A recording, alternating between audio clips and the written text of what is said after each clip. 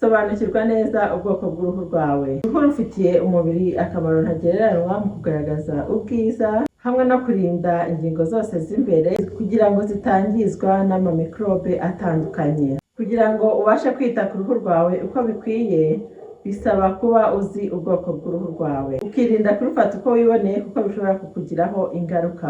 Uruhu rwacu rugizwe n'ibintu by'ingenzi uko ari bitatu. Hari igice cyo hejuru, hakaba igice cyo hagati ndetse n'igice cy'imbere. Uruhu kandi rugizwe n'imvubura nyinshi, harimo n'izishinzwe gusohora ibyuya. Mbahaye ikaze muri kino kiganiro, muri kumwe na Delphine nk'ibisanzwe. Uyu munsi tugiye kurebera hamwe ubwoko bw'uruhu. Hari ubwoko bwinshi cyane bw'uruhu butandukanye. Twifashishije ubushakashatsi, hari ikigo cyo muri Amerika cyitwa American Academy of Dermatology. Icyo kigo gitangaza ko habaho ubwoko butanu bw'uruhu, aribwo tugiye kurebera hamwe. Ubwoko bwa mbere ni ubwoko bw'uruhu rw'amavuta. Ese umuntu ufite uruhu rw'amavuta aba ameze ate? Agomba kwitwararika ibiki? Agomba kubaho ate? Reka tubirebere hamwe. Uruhu rw'amavuta ruterwa n'uko uruhu ruba rwakoze sebumu nyinshi, bikaba bishobora guterwa na stress, bishobora guterwa na genetics, cyangwa se bigaterwa n'amahormone cyangwa se imisemburo iba mu mubiri wacu. Icyo gihe iyo uruhu rwakoze sebumu nyinshi, ni hahandi uzasanga uruhu ruyaga cyane, ugasanga mu maso arayaga cyane, cyangwa se hari abayaga mu gahanga, hano ku zuru, no T-zone, mu gahanga, ku zuru na hano ku kananwa, bigenda bitandukanye. Ariko uruhu rw'amavuta, icyo gihe sebumu iba yakozwe iba yabaye nyinshi, hanyuma ugasanga uruhu ruri kuyaga. Noneho ya sebumu iba yakozwe nyinshi bituma utwenge two ku ruhu tuziba, cyangwa se tuziba, hanyuma bikaba byatera uruhu kurwara ibiheri, ibishishi se, cyangwa rukaba rwagira ikindi kibazo.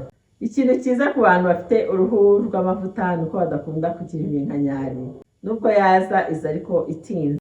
Tugiye kurebera hamwe ni ibiki umuntu ufite uruhu rw'amavuta yakora. Umuntu ufite uruhu rw'amavuta aba agomba kwisiga amavuta yabugenewe. Ayo mavuta aba yanditseho peau grasse cyangwa se oil skin. Aya mavuta aba afite imyunyungugu inyunyuza amavuta, uko uyakoresha cyane akagenda yumutsa uruhu. Ikindi kintu cya kabiri, uno muntu ufite uruhu rw'amavuta aba agomba kwirinda kurya inyama zitukura, kwirinda isukari, agomba kwirinda kwisiga amavuta arimo alcohol, agomba no kwirinda puderi cyangwa se amafondete amwe n'amwe aziba utwengeho tw'uruhu, bityo bikaba byamutera kurwara ibiheri. Ubwoko bwa kabiri bw'uruhu ni uruhu rwumye. Ubu bwoko rero nibwo bukora sebumu nkeya cyane ugereranyije n'ubundi bwoko bw'uruhu dusanzwe dufite. Sebumu ifite akamaro kanini cyane ko koroshya uruhu no kurinda ko uruhu rutakaza itoto ryarwo. Birumvikana neza cyane ko ya sebumu iyo yabaye nkeya, ni hahandi usanga hatabaye hariho amavuta karemano y'uruhu. Ushobora kwisanga uruhu rwawe rwatakaje amazi menshi, ukaba wagira icyo bita dehydration cyangwa se kubura amazi. Uruhu rwawe rugasa nabi, rukumagara, rugahanda, ndetse icyo gihe biba byoroshye ko uruhu rwawe ruzana iminkanyari. Uru ruhu rwumye rero ruba rufite umubyimba mutoya kandi rugaragara ko ari rwiza, gusa rukunda kuma no gukanyarara kubera ko nta mvubura nyinshi zikora amavuta rufite, bitewe n'uko ari rutoya. Uruhu rwumye rushobora guterwa no kwisiga amavuta yumisha uruhu, ushobora kwisiga utabizi, cyangwa se no koga amasabune yaba yumisha uruhu, bityo bikaba byatuma uruhu rwawe rwumagara. Ikindi, ushobora kumara umwanya munini mu mazi ashyushye cyane, byongerera uruhu ibyago byo kumagara. Umuntu ufite runo ruhu rwumagaye akoresha amavuta yanditseho hydratant. Ni amavuta atanga hydration ku ruhu, agatuma uruhu rubobera, rukagira itoto, rugasa neza, ntirwumagare. Umuntu wese ufite ubuno bwoko bw'uruhu rwumye aba agomba gukoresha ayo mavuta yanditseho hydratant. Genzura neza niba ugiye kugura amavuta ubwo aya mavuta yanditseho gutyo igihe ufite buno bwoko bw'uruhu rwumye. Ikindi cy'aya mavuta atuma uruhu rworoha mu gihe wa muntu afite uruhu rwumye. Ikindi kintu umuntu ufite uruhu rwumye agomba gukora, agomba kunywa byibuze litiro 1.5 y'amazi ku munsi kugira ngo ugaruze amazi uruhu rwawe ruba rwatakaje nijoro. Koga amazi y'akazuyazi ku bantu bafite za baignoire ukamara nibura iminota 10 uyarimo, ibyo bintu nabyo bishobora kuba byagufasha kugira uruhu rutoshye. Urundi ruhu rwa gatatu ni uruhu ruvanze arirwo twita combination skin cyangwa combo skin. Rurangwa nuko ibice bimwe by'uruhu biba bifite amavuta, ibindi bice byumye. Abantu bafite buno bwoko bw'uruhu ntabwo biba byoroshye kubona amavuta yo kwisiga. Urumva barimo hagati, ntabwo bafite uruhu rw'amavuta nta nubwo bafite uruhu rwumye, barimo hagati. Kubona amavuta yo kwisiga rimwe na rimwe usanga bibagora, ariko nubwo bibagora baba bagomba kwirinda amavuta arimo alcohol. Ubwoko bwa kane bw'uruhu ni uruhu rusanzwe, uruhu ruri normal cyangwa se normal skin. Ni uruhu ruba rumeze neza, rutoshye, rusa neza. Abantu bafite uruhu ruri normal bafite ibintu byiza cyane, bafite umutungo mwiza. Icyiza cya runo ruhu nta bibazo by'uruhu rukunda kugira. Ubwoko bwa gatanu bw'uruhu ari nabwo bwa nyuma ni uruhu bita sensitive skin.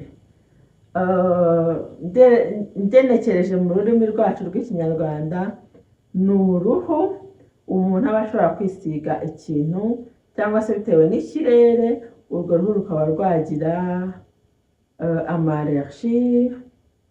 Yego ndumva nabisobanura gutyo. Uru ruhu rero rwitwa sensitive skin ni uruhu ruterwa n'amallergie amwe n'amwe, cyangwa se ikirere kwa kundi kiba cyahindutse. Hari abantu bahita bagira ama irritation ku ruhu bitewe n'ikirere, cyangwa se uzasanga kenshi nanone umuntu ufite runo ruhu iyo yisize amavuta ahumura arimo ama fragrance, icyo gihe agira ama irritation ku ruhu, ugasanga arwaye utuntu tw'uduheri, cyangwa se ugasanga uruhu rwe rwabaye umutuku, ugasanga sometimes hano mu maso, ugasanga nko ku matama habaye umutuku, cyangwa se ku bindi bice by'uruhu rwe ugasanga habaye ukundi kuntu bitewe na za mpamvu twavuze. Abantu bafite buno bwoko bw'uruhu ruri sensitive, kugira ngo agire amavuta yisiga aba agomba kubanza kuyakorera isuzuma. Ushobora kuyisiga ahantu hatagize icyo hagutwara ukareba ko umubiri wawe hari reaction ugira. Ushobora kuyasiga hano ku kuboko, ushobora kuyasiga inyuma hano y'amatwi, yego, cyangwa se aha, yego. Icyo gihe ushobora kuyasiga aho ngaho ukareba ese aya mavuta nta kibazo ushaka kuntera. Ikintu cyose ugiye kwisiga uba ugomba kugikorera teste, uba ugomba kugikorera isuzuma ukareba niba ayo mavuta ntacyo yagutwara. Ushobora kuyisiga hanyuma wabona aya mavuta ahantu yaba hano cyangwa hano ntacyo yahatwaye, ukabona bayasiga mu maso.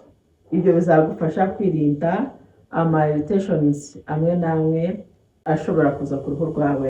Abantu bafite buno bwoko bw'uruhu ruri sensitive bajya kubona akabona mu maso habaye umutuku, cyangwa se akabona haje za burns, akagira ngo akabona haje ibintu bimeze nk'ubushye, cyangwa se izuba ryamucanaho cyane ukabona ameze nk'umuntu wahiye, ugasanga izuba ryamutwitse, cyangwa se rukaba rwazana ibiheri nyuma yo kwisiga amavuta runaka. Yego, urwo ruhu ruba ruri sensitive. Tugeze ahantu haryoshye rero, ari naho abantu benshi bari bategereje. Ni gute wamenya ubwoko bw'uruhu rwawe? Ibi bintu abantu benshi ntabwo babizi. Hari umuntu ubaza uti se ufite ubuhe bwoko bw'uruhu? Ati ubwoko bw'uruhu? Ati ntabwo kirajye, cyangwa se ugasanga ntabizi. Abo bantu mwigire hino. Hari uburyo bukoreshwa mu kumenya ubwoko bw'uruhu ufite. Ubwo buryo bwitwa the watch and wait method. Ni uburyo ukoresha ureba uruhu rwawe uko rumeze nyuma yo gukaraba mu maso. Kugira ngo umenye ubwoko bw'uruhu rwawe, fata amazi n'isabune yoroheje, gentle cleanser, hanyuma ukarabe mu maso numara gukaraba mu maso hareke hiyumutse cyangwa se ufate agatawa kari soft koroheje uhanagure mu maso, hanyuma nyuma yo gukora ibyo ngibyo tegereza iminota 30. Nyuma yo gutegereza iminota 30 uzahita umenya ese mfite ubuhe bwoko bw'uruhu. Icyambere ushobora gusanga mu maso hose hashayininga cyangwa se hajemo amavuta nyuma ya minota 30. Icyo gihe nusanga uruhu rwawe hose mu maso hose hajemo amavuta cyangwa se hashayininga kwa kundi ubona uruhu ruyaga, uzamenya ko ufite uruhu rw'amavuta. Nusanga uruhu rwawe ruyaga hano muri T-zone, ni ukuvuga ni mu gahanga no ku zuru no ku kananwa, icyo gihe uzaba ufite uruhu ruvanze rwanda twita combination skin cyangwa se combo skin. Nusanga mu maso humagaye hakanyarayo ukabona asa nabi, rimwe na rimwe usanga wakanyaraye ibintu by'umweru byavubutse, icyo gihe ufite uruhu rwumye. Ese ko muri kubyumva neza? Noneho nusanga umeze neza, uruhu rwawe ntabwo ruri kuyaga, nta nubwo rwumagaye, icyo gihe uba ufite uruhu rusanzwe arirwo twita uruhu ruri normal cyangwa se normal skin. Ni cya gihe ushobora kumara koga mu maso nyuma y'iyo minota 30, washaka ukajya no mu nzira ukagenda, ntabwo ushobora kumenya ko utisize. Icyo gihe uba ufite uruhu ruri normal. Ndumva bisobanuye neza. Abantu mwajyaga mwibaza uko mwamenya ubwoko bw'uruhu mufite, mukore ako gateste muzambwira. Mbwira muri comment niba rusanzwe uzi ubwoko bw'uruhu rwawe, cyangwa se niba rusanzwe ubizi mbwira uti ngiye gukora ino teste noneho nzagaruka nkubwira ati nasanze mfite uruhu runuru. Ubutaha nimumara kumenya ubwoko bw'uruhu noneho muzambwira ati se nasanze mfite wenda uruhu rw'amavuta, nasanze mfite uruhu rwumye, nasanze mfite uruvanze, noneho nabwitaho gute. Tuzagenda tubirebera hamwe step by step.